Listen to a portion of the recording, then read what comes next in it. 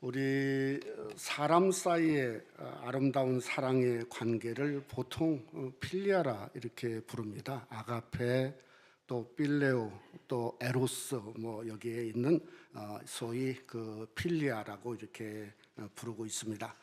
근데 요즘 현대 사유학자들은 이 필리아를 세 가지를 더 포함을 시킨 가운데 있습니다. 첫째는 바이오 필리아, 요즘 뭐 바이오텍, 바이오란 말을 많이 쓰죠. 이건 뭔가 하면 서로가 함께 하고자 하는 어떤 사랑과 의지를 이게 바이오 필리아라 이렇게 부르고 있습니다. 두 번째는 토포 필리아라고 부르는 건데, 이건 뭔가 하면 어떤 같은 장소, 우리가 얼바인에 살고 있는데 얼바인을 부부가 함께 좋아한다든지, 어떤 이 마음적으로 같은 환경을 좋아하는 어떤 사랑의 마음을 이걸 토포필리아라 이렇게 부르고 있습니다. 세 번째는 네오필리아라고 하는 게 있습니다. 이건 뭔가 하면 어떤 먹고 사는 걸 뛰어넘어서 어떤 공감적인 새로운 것들을 추구하는 그러한 아름다운 사랑의 관계를 네오필리아라 이렇게 부르고 있다고 하는 겁니다. 저는 아브람과 사라의 부부 관계가 정말 필리아 그 자체다 이렇게 부르고 싶습니다. 왜냐하면 적어도 이 부부는 100년 이상을 해로했을 것 같아요. 근데 어떻게든 살려고 공생하고자 했던 그러한 게 성경에 뭐가 나오죠? 오빠, 누나, 누이라 부른 거죠. 이것은 이게 바이오필리아다 하는 그 상황을 우리가 생각해 볼 수 있는 겁니다. 또 두 번째는 토프필리아는 뭔가 하면 이 두 분은 가나안을 사랑했어요. 그러니까 아브라함도 사라도 가나안을 떠나지 않고 거기서 살고 또 있다가 죽어서 묻히게 되었다고 하는 겁니다. 또 세 번째는 네오필리아는 분명하죠. 그냥 땅만 보고 땅의 것만 보고 사는 게 아니라 하늘을 바라보며 살았고 믿음으로 살았지 않습니까? 그래서 히브리서 11장의 말씀처럼 다 믿음을 따라 죽었다, 성경은 말씀하고 있으니 당연히 이건 네오필리아라고 부를 수 있다고 하는 거죠. 참 특별한 것은 오늘 이게 여인의 죽음입니다. 특별히 사라의 나이를 성경에 127세로 기록된 것은 성경에서 유일합니다. 여러분, 예수님을 낳은 성모 마리아가 도대체 어디 출신인지, 또 성경에 보면 그가 몇 살에 죽었는지, 죽음, 나이, 이런 묘지도 사실은 성경에 기록된 것이 한 곳도 없습니다. 그런데 사라는 23장 전체 한 장을 그녀의 죽음에 관해서 기록한 것은 이건 너무 특별하다는 생각을 할 수밖에 없는 거죠. 우리가 왜 이렇게 특별하게 사라를 이렇게 성경에서 기록하고 있냐 하는 것을 생각해 보면 저는 갈라디아 4장 26절 말씀이 생각납니다. 거기에 보면 이렇게 말합니다. 오직 위에 있는 예루살렘은 자유자니 곧 우리 어머니라. 그러니까 저와 여러분이 약속의 자녀라고 하는 거죠. 근데 사라는 누군가 하면은 바로 우리 어머니, 영적인 어머니이기 때문에 성경에서 특별하게 그 어머니의 시작을 창세기 24장에서 3장에서 기록하고 있다고 생각이 들어지는 거죠.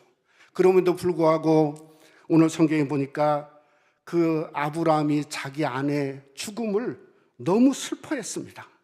생각해 보면 속을 많이 썩였죠. 그러니 슬퍼할 수밖에 없는 거죠. 2절을 보니까 공동 번역에 이렇게 번역했어요. 가슴을 치면서 슬피 울었다. 얼마든지 이해할 수 있는 거죠. 가슴을 치면서 슬피 울었습니다. 근데 그게 끝이 아니라 이 아브라함은 오늘 성경에 보니까 특별한 장례를 준비했어요. 그 당시에 헷족속들의 장례는 매장이 아니라 화장이었어요. 또 그 다음에 굴에 시신을 그냥 던짐으로 끝났어요. 또 시신을 어느 굴로 파서 던지는 게 끝난 게 아니고 여러 시신을 한 곳에 묻고 계속해서 공동으로 사용했어요. 그러니까 해족설은 죽으면 끝난다는 거예요. 요즘도 그런 생각 많이 하지 않습니까? 그저 이 생이 끝나면 아무것도 없다는 거죠. 의미가 없다고 생각하는 그것이 바로 해쪽 속의 사고방식이었다는 거죠. 근데 아브라함은 전혀 달랐습니다. 오늘 성경에 보니까 매장하고자 한다고 말하고 있는 것을 보면 그저 매장을 하려고 묘실을 사고자 했다는 거예요. 해족숙들이 모여가지고 슬퍼하면서 아니 묘지를 그냥 무상으로 준다고 하는데 아브라함이 굳이 은 400세기라고 하는 엄청난 돈을 주고 묘실을 왜 샀는가? 한마디로요, 믿음 때문에 그렇습니다. 무슨 믿음이냐면 지금까지 믿음인데 하나님이 약속을 해놨는데 자기 손으로 지을 게 아무것도 없어요. 그래서 이제는 믿음을 자기 약속의 믿음에서 자기 소유의 믿음으로 바뀌는 전환점이 바로 이 사라의 묘실로부터 시작이 되었다는 거죠.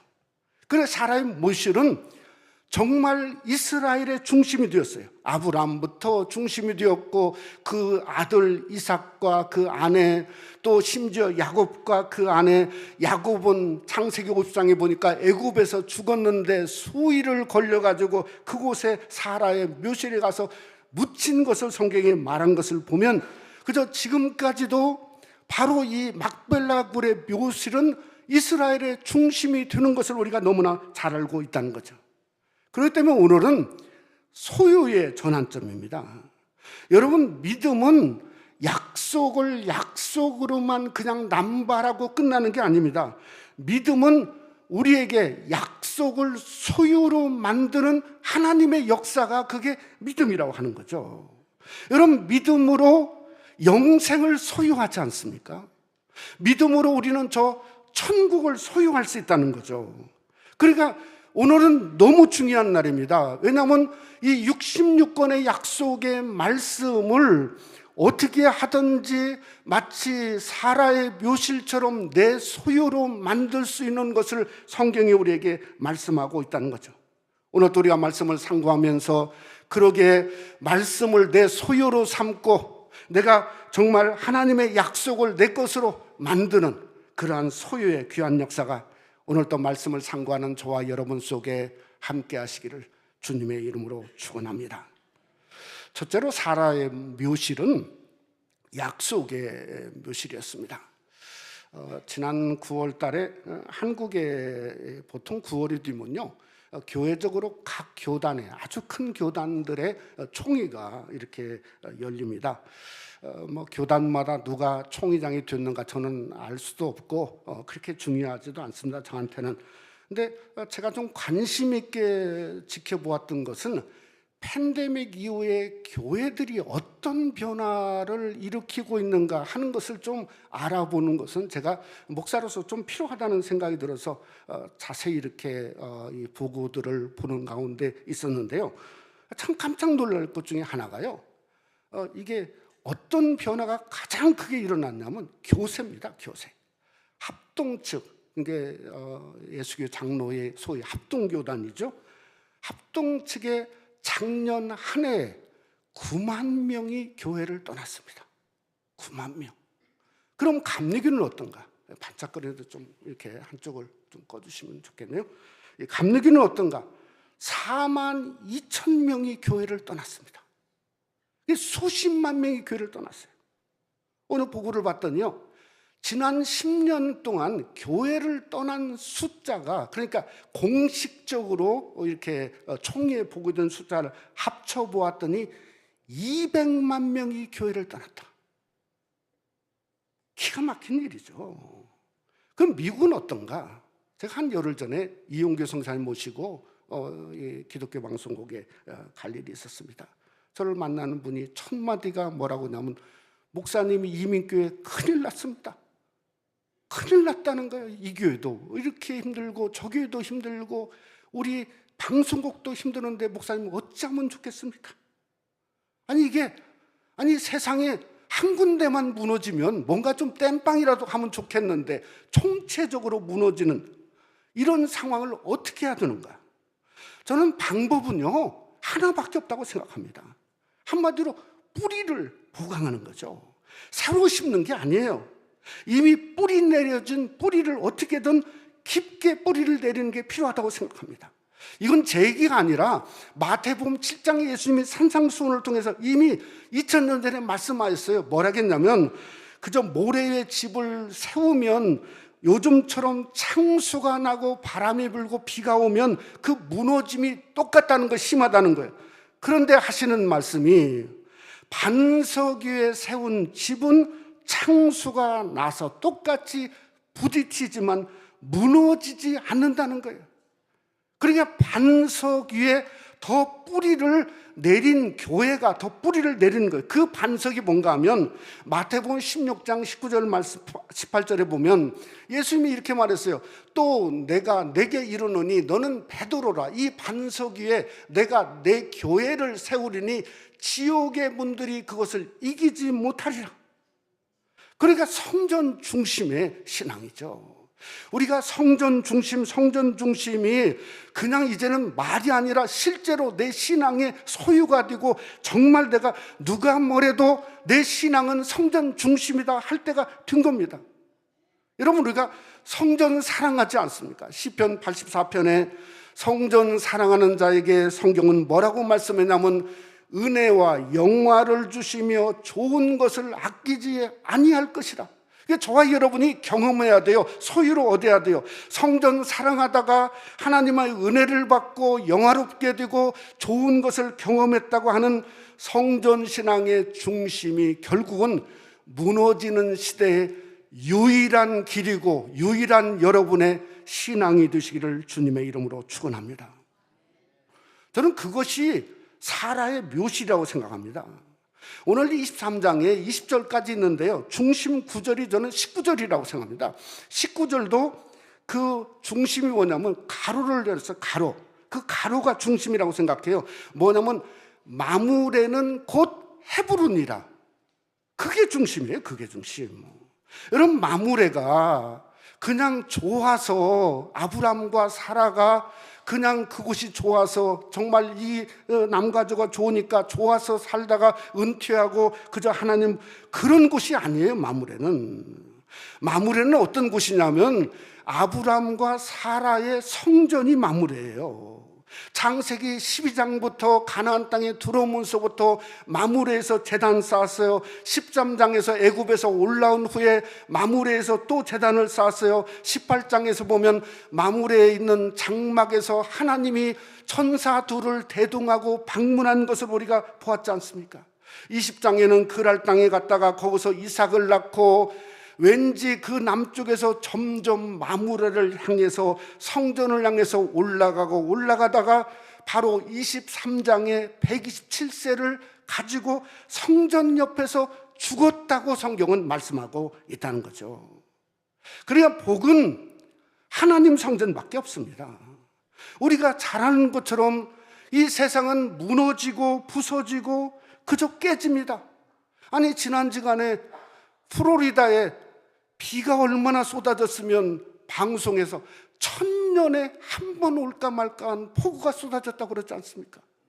아니, 이것이 요즘에는 트렌드같이 이렇게 쏟아지는 세상이에요. 그러니 언제 무슨 일이 어떻게 날지 모릅니다. 그런데 성전은 다른 거죠. 시편 92편 13절에 보니까 여호와의 집에 심겼으며 우리 하나님의 궁정에서 흥왕하리로다. 흥왕하리로다가 현재형이고 현재 진행형이에요. 시대가 무너지고 깨지고 부서진다 할지라도 하나님의 성전 안에 있는 성도는 흥왕하리로다는 현재 역사가 일어날 수 있다는 겁니다. 우리가 잘 아는 대로 가는 것도 순서가 없지 않습니까? 여러분, 그러기에 저와 여러분이 어떻게 가야 되는가? 성전 옆에서 가야죠. 성전 안에서 가야죠. 성전에서 섬기다가 하나님 부르시면 그저 가는 것이 그게 가장 복된 죽음이다 하는 것을 우리가 알 수 있어야 되는 거죠. 여러분, 마무레는 곧 헤브론이다. 똑같습니다. 헤브론은 약속의 땅입니다. 저는 약속도 심는 씨 뿌림이 중요하다는 생각을 합니다. 왜냐하면 아무리 약속이 있지만은 그러나 마치 이 하나님 말씀이 노고스가 글자만 되어서는 의미가 없는 거죠. 내마가 되어지는 것처럼 뿌려야 살아나는 역사가 일어나지 않습니까? 그러니까 허공에 뜰 수밖에 없는 거예요. 우리가 뿌리지 않으면. 저는 이용계 선교사님 설교를 좀 들으면서 성경 해석 방법이 참 독특하다는 생각을 했어요. 그러면서 마태복음 13장을 다시 한번 씨 뿌리는 비유를 봤습니다. 우리가 보통 뭐 자갈밭, 무슨 가시밭, 무슨 좋은 밭, 옥토 이런 것들이 그저 옛날처럼 관심을 가져 보여졌는데 갑자기 다르게 보여지더라고요. 뭐가 보여지냐면 좋은 씨를 뿌리는 인자가 보여요. 하나님의 손이 보여져요. 아무리 생각해봐도 저는 옥토가 아닙니다. 옥토가 아니에요. 자갈밭이에요. 아니 근데 하나님이 열심을 가지고 그 틈새 사이로 뿌려주시니 그래도 지금까지 온 것 같아요. 하나님의 은혜예요. 하나님의 은혜. 여러분, 그러니 하나님의 손이 볼 수밖에 없는 거죠. 여러분, 고린도후서 9장 10절 말씀해 보니까 이렇게 말합니다. 심는 사람에게 심을 씨와 먹을 양식을 공급하여 주시는 하나님께서 여러분에게도 씨를 마련해 주시고 그것을 여러 갑절로 늘려주시고 여러분에게 의의 열매를 증가시켜 주실 것입니다. 이렇게 세 번역은 번역하고 있다는 거예요. 그러니까 사라의 묘실은 한마디로 말하면 하늘의 미랄이 되었다는 거예요. 그것이 그저 그곳에 죽어지니 수많은 열매 약속의 씨앗으로 변화되었다는 거예요. 사랑하는 성도 여러분, 하나님이 우리에게 수많은 씨앗을 주었습니다. 우리는 심어야 됩니다. 심어야 돼요. 심는 사람에게 심을 씨와 먹을 양식을 공급하여 주시는 하나님이란 말하지 않습니까? 우리가 잘나서 든 게 아닙니다. 자갈밭이지만 하나님이 틈새 사이로 뚫고 오늘 또 복음을 뿌려서 우리가 된 사람들입니다. 그러기에 정말 우리는 그 말씀의 씨를 뿌렸을 때 정말 의의 열매가 증가되고 10월은 전도의 달이고 선교의 달입니다. 누가 전도했나? 여러분 자신이죠. 여러분들이 선교해야 되죠. 약속의 씨를 심어서 갑절의 역사가 일어나고 어떻게 하는지 의의 열매가 우리의 선교지마다 드러날 수 있도록 우리가 그 씨를 뿌리는 심는 자의 역할을 감당하는 하나의 미랄이 바로 여러분과 우리 교회가 되시기를 주님의 이름으로 축원합니다. 두 번째로 사라의 묘실은 믿음의 묘실이었습니다. 이 막벨라 굴의 가격이 은 400세겔인데 이렇게 그 은 400세겔이 이게 도대체 무슨 가격일까? 이게 제가 생각해도 엄청난 비싸게 산 것 같아요. 보니까 어떤 학자는 100배 이상을 줬다. 뭐 이렇게 얘기한 학자들도 있더라고요. 근데 이걸 좀 성경적으로 한번 비교해 볼 필요가 있어요. 왜냐하면 그때 아브라함 후에 한 1000년 훨씬 좀 더 지나지만 1000년 후에 이 다윗 왕 때도 같은 일이 일어났습니다. 그러니까 다윗 왕이 죄를 범했는데 사무엘하 24장에 보면 그저 그 재앙을 멈추고자 어떻게 하죠? 아라우나 타작마당을 삽니다. 그래서 번제를 드리니 재앙이 멈춰졌어요. 그 타작마당의 가격이 얼마냐면 은 50세겔을 줬어요. 은 50세겔. 그러니까 1000년 후에 은 50세겔을 준 거예요. 근데 어떤 역대상 21장은 금 600세겔을 줬다. 뭐 이것도 있습니다. 근데 이건 뭔가 하면 성전을 지으려고 아마 전체를 나중에 삼겠지 않았나 하는 생각을 하게 되어지는 겁니다. 여러분, 얼바인의 집값이 굉장히 비쌉니다. 그러나 땅값은 사실은 리즈지 그게 얼바인 컴퍼니의 소속이지 않습니까? 근데 아무리 비싸다고 그래도 1000년 전에 얼바인의 땅값의 가격이 얼마나 될까? 한번 생각해 보세요. 거저죠, 거저. 예? 그저 울타리만 치면 그저 이름만 하면 자기 걸 줄 않았습니다. 똑같아요. 이 엄청난 돈을 주고 그저 은 400세겔을 주고 막벨라굴을 사게 되었다고 생각을 하는 거죠. 오늘 이 내용을 좀 자세히 이렇게 또 읽어보면요, 아마 이 에브론이라는 땅 주인이 아브라함이 자꾸 사겠다고 그러니까 오늘 성경에 보니까 당신은 하나님이 세우신 지도자라고 이렇게 이야기하지 않았습니까? 그러니까 아마 그냥 주고 싶은데 거액을 한번 불러보면 이 아브라함이 포기할 거다. 그래가지고 은 400세겔을 부른 후에 또 이야기합니다. 뭐라고 하냐면, 아니 그거 사지 말고 그냥 당신의 아내를 그곳에 안장하는 게 좋겠습니다.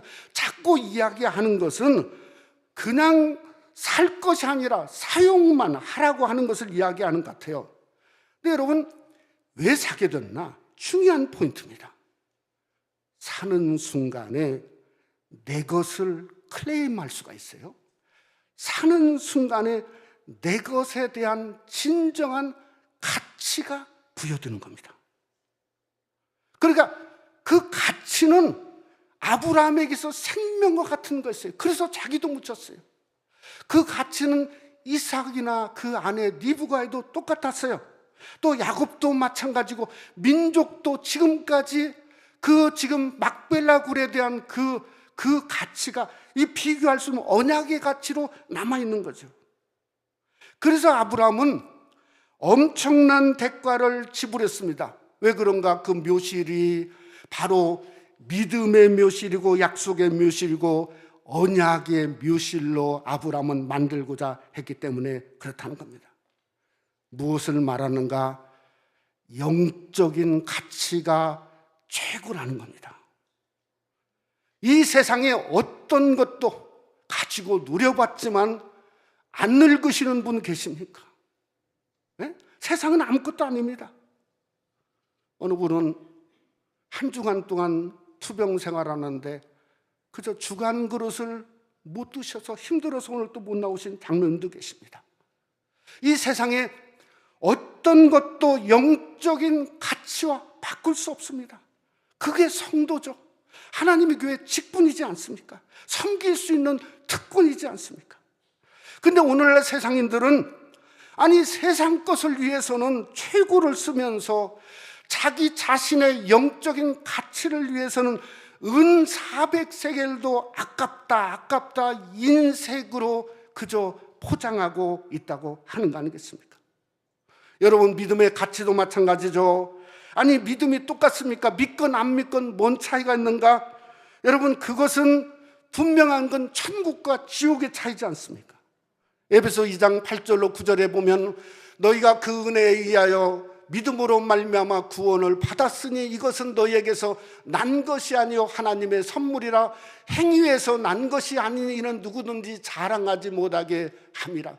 영원한 구원, 영원한 천국이 여러분의 의지가 아니라 하나님의 선물인 믿음으로 되었다고 성경은 말씀하고 있다고 하는 거죠. 그러니 엄청난 거죠. 여러분, 그 구원의 가치는 이 세상에 천만금을 주고도 살 수 없습니다. 하나님의 선물인 믿음만이 있기에 우리가 예수를 믿고 구원받는 겁니다. 아니 아무리 우리가 천만금을 가져온 못합니까? 그저 구원받지 못하면 말짱할 것입니다. 말짱할 것. 헛것뿐만이 아닙니다. 히브리서 9장 27절은 우리에게 이런 말을 합니다. 한번 다 같이 함께 봉독하죠. 한 번 죽는 것은 사람에게 정해진 것이요 그 후에는 심판이 있을 것이다. 심판이 있다는 겁니다. 지옥이 있다는 겁니다. 그러니 믿음이 우리에게 주어진 최고의 선물이고 최고의 가치입니다. 믿음으로 세상을 이기는 겁니다. 믿음이 위대한 겁니다. 믿음이 저와 여러분에게 천국의 엄청난 가치를 부여하는 것이 믿음입니다. 얼마 전에 미국의 라이프웨이 리서치에서 팬데믹 이후에 하나님에 대한 미국인들, 신앙인들은 어떠한 정체성의 변화를 가졌는가 3,000명을 조사를 했습니다. 신앙인들만. 그랬더니 팬데믹이 3년도 되지 않았는데 신앙인의 50%가 하나님을 완전한 신호로 받아들일 수 없다고 응답했다고 하는 겁니다. 왜 이렇게 우리가 팬데믹에 지금 벌써 마스크 벗은 분들이 많이 계신데 다 지나갔는데 아니 우리는 다르지 않습니까? 저만 봐도 팬데믹에 믿음이 엄청 성장한 것 같아요. 여러분 봐도 마찬가지입니다. 그저 목숨 걸고 하나님을 섬기는 거 아닙니까? 아니 왜 우리가 이런 흔들리는 이유가 뭔가? 저는 그 이유가 은 400세겔 때문에 그렇다고 생각합니다. 어떤 것을 주고라도 나는 하나님밖에 없고 나는 하나님만 붙들고 살아야지. 은 400세겔 그건 뭐냐? 그것을 우리에게 주는 차이에 있다고 생각합니다. 여러분의 가치는요, 스펙도 아닙니다. 여러분의 가치는 돈도 아니고 그저 썩어 죽어서 문드릴 육신도 아닙니다. 뭔가 하나님을 약속을 내 것으로 만들고자 하는 은 400세겔이 여러분의 가치를 만드는 겁니다. 그러기에 정말 무엇을 주고라도 내가 믿음을 더 크게 하고 내 신앙을 크게 하고 내 그저 뭔가 섬김을 크게 할 수 있는 바로 그것을 오늘 창세기 23장의 믿음의 묘실로 아브라함이 내가 이렇게 믿음의 길을 열었다고 우리에게 말씀하시고 여러분에게도 열으시기를 주님의 이름으로 축원합니다. 말씀을 맺고자 합니다. 지난 주간에 여러분이 많이 들으셨죠? 러시아 우크라이나 전쟁에 푸틴 대통령이 30만 명 동원령을 내리고 또 그 다음에 핵전쟁을 그저 하겠다 이렇게 선언해서 새로운 국면에 접어들었습니다. 저는 그게 별로 큰 관심이 없습니다. 어차피 성경은 세상이 끝나게 되었어요. 큰 관심이 없습니다. 제가 진짜 관심은 뭐냐면요, 1억 명이 되는 러시아 정교회는 어떻게 생각하고 있나? 그게 저 관심입니다. 1억 명이나 됩니다. 러시아 정교회 교인들이. 근데 거기에는 칼킬이라고 하는 대주교가 이런 말을 했다고 했잖아요. 전쟁에 참여해서 죽으면 그 사람은 세인트라는 거예요. 세인트. 그동안 저질렀던 모든 죄를 사해질 것이다. 용서받을 것이다. 아니, 세상에 듣지도 보지도 못한 푸틴 면지부가 아니 러시아 1억 명의 교회를 대표하는 수장의 입에서 쏟아져 나왔으니 정말 새빨간 거짓말이죠. 새빨간 거짓말이죠. 여러분, 마태복음 10장 28절의 공동번역은 이렇게 말합니다. 그리고 육신은 죽여도 영혼을 죽이지 못하는 사람들을 두려워하지 말고 영혼과 육신을 아울러 지옥에 던져 멸망시킬 수 있는 분을 두려워하라. 하나님을 두려워하라. 하나님을 두려워하라. 여러분, 예수님은 사망의 묘실을 깨뜨리신 분입니다. 예수님의 무덤은 빈 묘실입니다. 그러면 거기에 뭐만 있냐? 믿음만 있고 영광만 있고 부활이 있습니다. 우리가 죽음을 준비할 수 있어야 되죠. 우리는 뭔 씨를 품어야죠? 믿음의 씨, 그리스도의 씨를 품고 세상을 떠날 수 있어야죠. 그래야 그것이 부활의 씨로 역사가 드러날 겁니다. 그러니 우리의 삶은 주님이 언제 부르시는 그날에 내가 믿음의 묘실을 만들고 내가 부활의 씨를 품고 어떻게 하든지 저 천국 영광을 바라보면서 성도들이 갈 때 바로 그것이 빈 무덤이 되고 영광의 묘실이 아니라 영원한 천국의 영생을 누리는 저와 여러분의 삶이 되시기를 주님의 이름으로 축원합니다. 한번 기도하겠습니다. 사랑하는 성도 여러분, 소유는 그냥 되지 않습니다. 그냥 되지 않습니다. 여러분 잘 알지 않습니까? 쌓여야 됩니다. 은 400세겔을 처분해야 됩니다. 가장 하나님께 지불할 게 뭡니까? 여러분의 몸과 마음과 모든 걸 드리는 거죠. 헌신입니다. 헌신. 우리가 올해도 3개월밖에 남지 않았습니다. 어떻게든지 나를 드리자. 결국은 남는 게 그것만 남더라고요. 그럴 때 약속이 커지고 믿음이 커지고 영생이 커지고 하나님이 우리에게 부어주시는 은혜가 커지고 그저 이 땅에도 풍족함이 커질 줄 믿습니다. 이 시간에 한번